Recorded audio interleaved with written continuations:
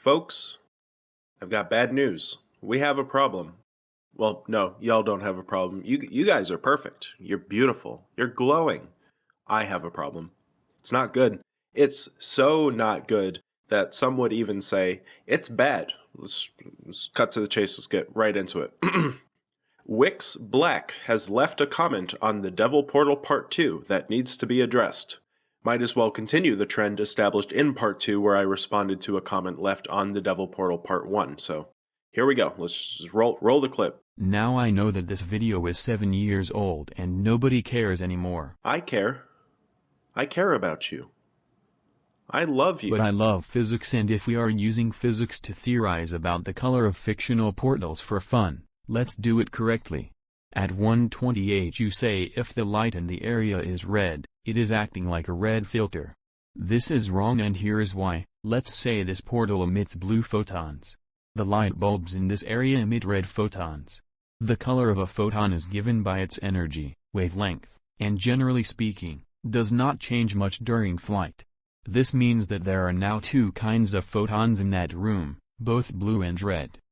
If you stand in that room, there is no reason for the blue photons to not reach your eyes. It's not like the red photons chase the blue photons around the room, eating them out of the air.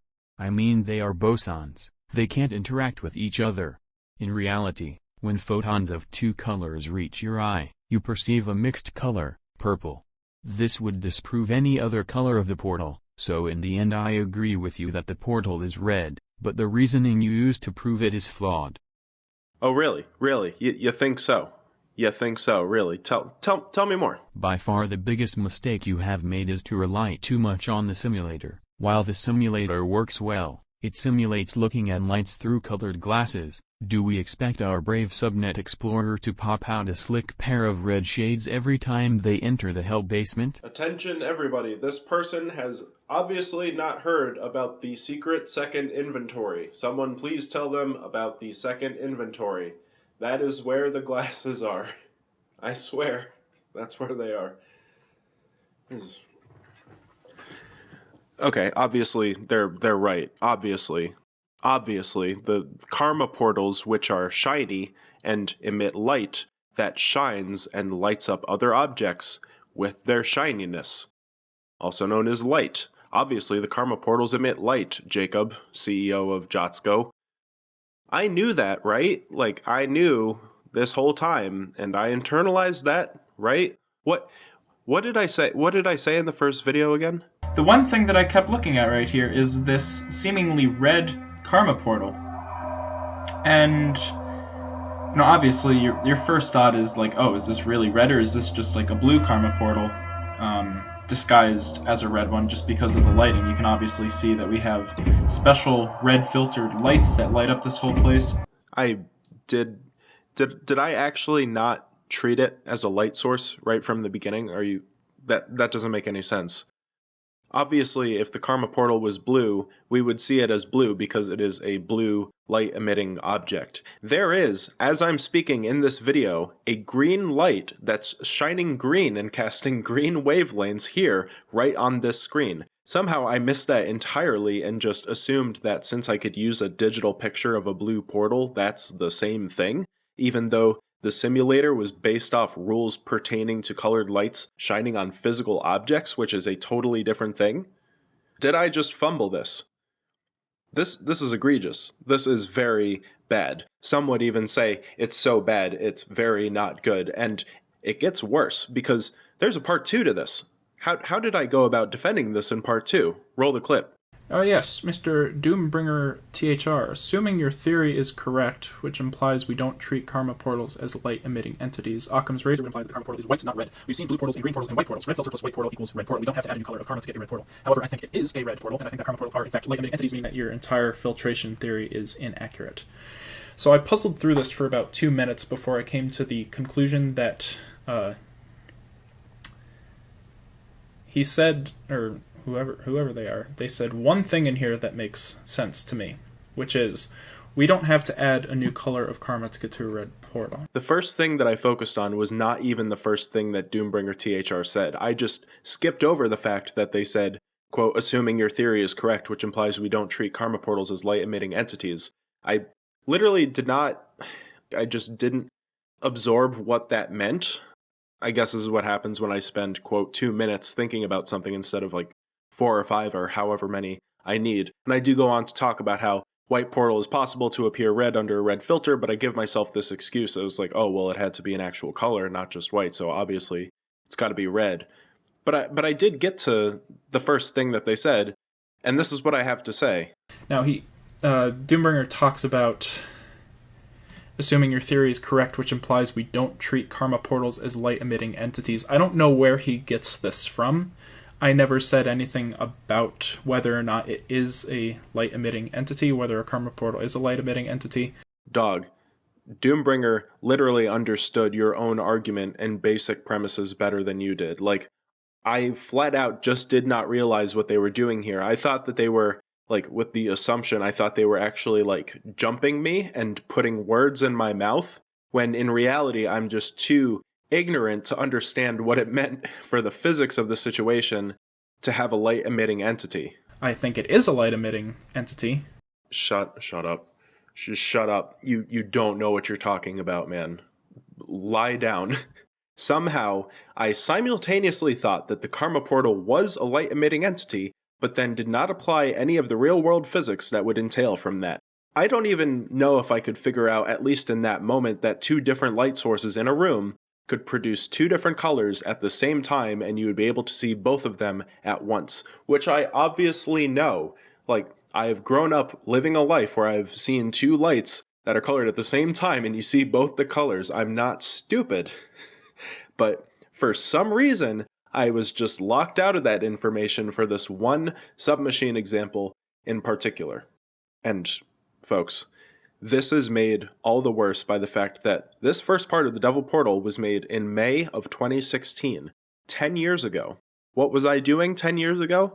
I was in college for physics at the time, and because of that, I was so hopped up on thinking I knew something about how light physics worked that I wanted to apply it so eagerly to figuring out this thing in this game that I liked, because I thought I knew what I was talking about, and it was fresh in my mind. And finally, let's talk about environmental influence, which is the factors and material conditions that affect how people see the world. People like to draw conclusions on things based on what they already know, and through what they've experienced.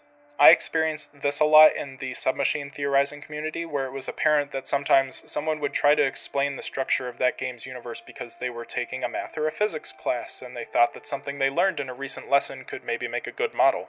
I made that video in 2021, 5 whole years later, and I promise you, total lack of awareness. I had no idea of how ironic a statement that was, because that's exactly what I was doing this whole time. I kid you not, until Wix Black left their comment, I did not fully understand how wrong I was about the first theory I ever published about Submachine on YouTube.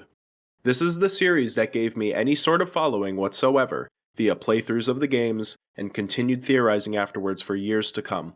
And I just have to ask, like, did any of you see what was happening here and think, oh my god, he's so wrong, it's over, like, he's so wrong, but I don't know, like, what to say, because he's talking about Submachine, how many other people are talking about Submachine, and he seems really passionate about what he's doing. Like, did you guys know? And if you knew, like, were you just scared to tell me, like, what was the deal? Like, this is your chance right now to say, oh, I knew he was wrong the entire time, so let me know. Because this is like the stuff of nightmares for people who make videos or do any sort of creative work, like myself, to put effort into something that I am so excited about, only to find out that there is this fundamental flaw that is so noticeable that to everybody else, at least, that it is hard to take the rest of the work seriously at all.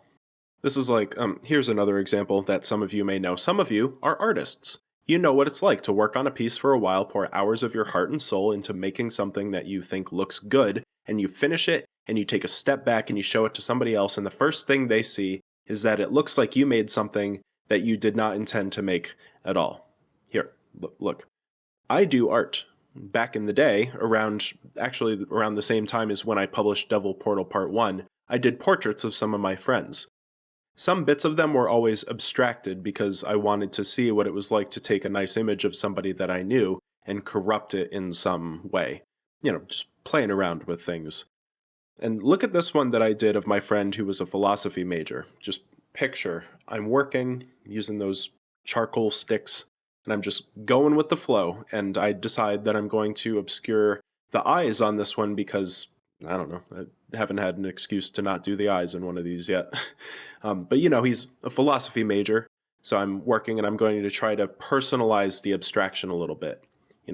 Tall, monolithic structures, curves at the top to invoke Roman arches, civilization, philosophy. And I should have known better because he's a philosophy major, he's a little shit as well, which means that he sees this when it's done and he immediately says, "That's a middle finger. You put a hand flipping me off in the middle of my face." Or worse. But it doesn't matter because already this is ruined. Like, I cannot look at this the same way again. It's done.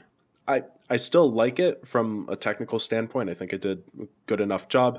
But the reading of the piece is fundamentally changed and flawed in a sense. Like, it just doesn't work anymore. Obviously, this is a more subjective example and one that's based on cultural meanings and symbols. But I also remember vividly one time I had an idea to do another art piece of a woman sitting on the ground with dirt and other natural things spreading out from her to invoke a connection with nature or something. I don't know, it's probably on some divine feminine something.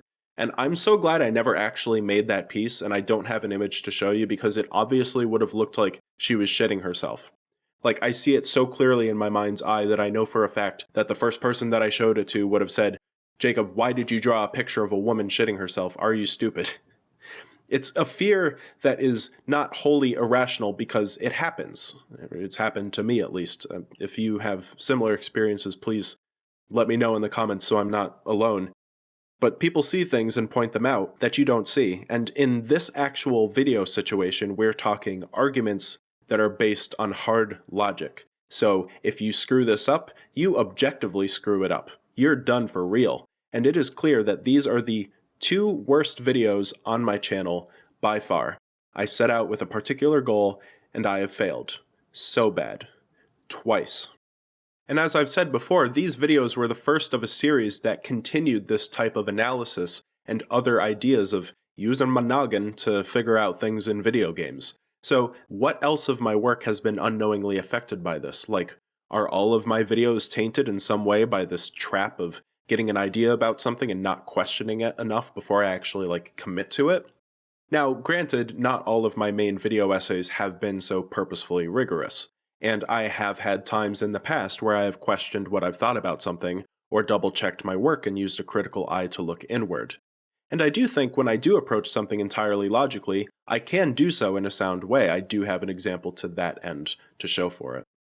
If any of you have been around the channel for a while, you'll have noticed that I treat this channel like a portfolio of sorts, like a discount Vimeo, which means that the good videos stick around for a while, and the bad videos, the ones that I don't care for as much, or aren't about things that I think are relevant anymore, will often get deleted.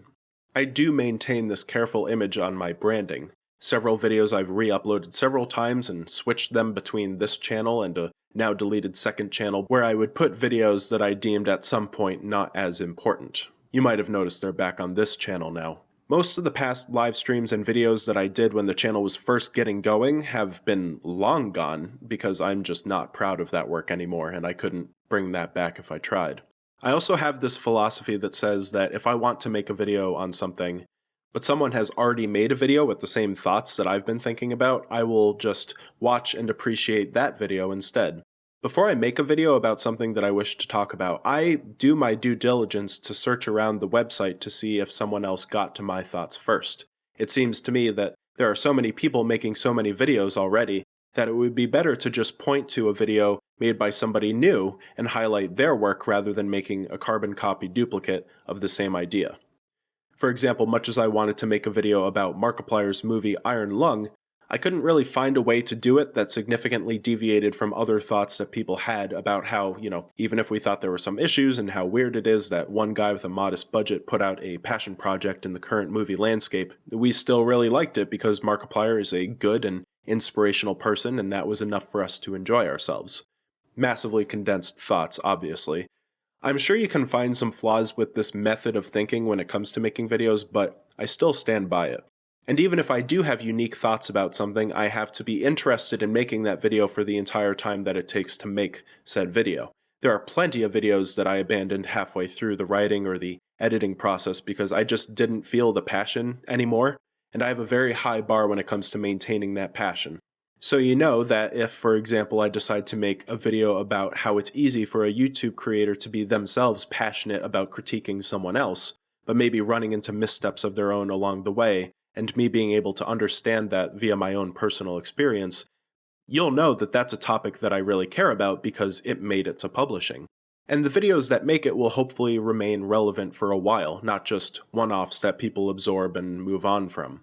I want people to continuously engage with my entire body of work. I love to talk with people in the comments and keep the conversations going even if it's years after the video was published. See, Wix Black, I told you, I cared. So with all of that, it seems like I should really consider deleting these first 2 theory videos. Could you imagine? They just don't by any means pass the quality test. But I'm going to leave them up because, first of all, they work as parts of a broader story of what makes up a huge part of what this channel has turned out to be, which is the idea that I self-reflect on a lot of the things that I'm interested in. I got a lot of nice comments on my video relating to Joseph Anderson and The Witness, where people really appreciated how I approach everything I talk about as though it's a personal matter that I put a lot of stock into, because to me, it is, even if the things I talk about are relatively trivial compared to other things that I or others could be talking about. I'm old enough to remember when YouTube went by the slogan, "Broadcast yourself." And I think it's good to try to make videos with the intention of highlighting what makes the person making the video unique, with their personal insights, and their flaws, and their quirks just being part of the process. Even on my other channel, labeled with my government name, where I occasionally post videos about more structured topics like math and whatever that are more instructional in nature, I'm still infusing a lot of perspective into my own work. I highlight the bits where I don't have enough knowledge to know how something works, or I make clear that a system that I'm working with has its limits based on my own subjective understanding. It's a way to encourage others to join in the conversation with their own insight or ideas, so that learning and exploring can be a collaborative experience rather than something that I'm just dropping on people from a position of authority. And the other reason I want to keep these videos up is because this is funny. Like, this is objectively funny. Like, I know I just got done saying the deep and meaningful stuff about why I make videos for YouTube, and all of that is legit, but I can also laugh at myself and recognize when I did something dumb. I think it's great to passionately talk about things and latch onto them, but it's also good to have fun and not take myself so seriously that I can't poke at myself or other things that I like every so often. Ultimately, we're here to have fun and to escape the darkness even just for a little bit, so let's liven the space up as much as we can while we have the time. And with that being said, I'd like to look forward to what is next. I do have another video in the works that I've been scripting out, and I think it has a better shot than the other potential video ideas of seeing it through to the end of the video making process. It'll be quite a bit different than other things that I've talked about on the channel before, in some ways. But in other ways, I hope it's still recognized as a continuation of what I've already put out. We'll see how it does. Ironically, I've also been kicking around a second idea for a while for the other channel that's based on how different colored objects look under different colors of light, which I have to trust I think I thought of completely independently of this whole submachine theory business. No matter what happens in the future, thank you for watching, and I do hope to see you all again sometime. Bye-bye.